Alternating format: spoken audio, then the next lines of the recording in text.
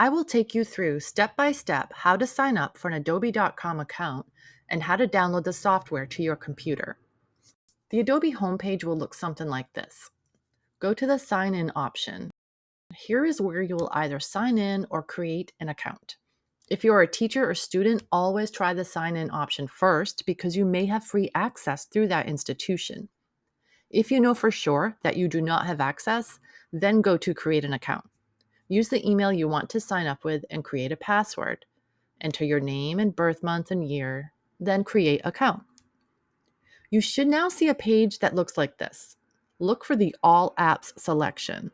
Sometimes Adobe is offering a 7-day free trial, so definitely select that if it's available. Again, be sure you don't already have free access to the software before continuing. I'm going to click on the free trial.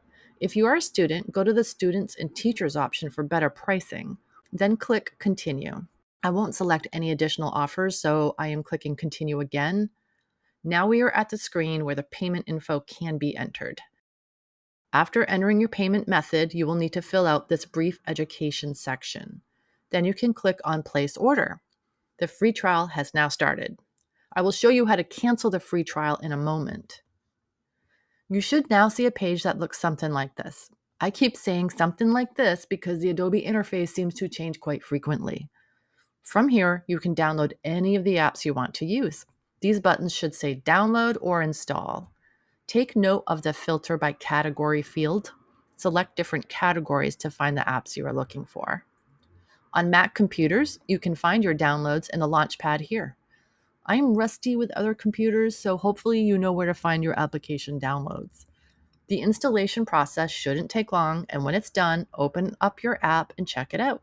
Once you're at that download screen, it's really that easy. Now let me show you how to end your free trial. Click on your profile photo in the upper right-hand corner. Once you see this drop-down, click on Manage Account. That will take you to this Plan Overview page.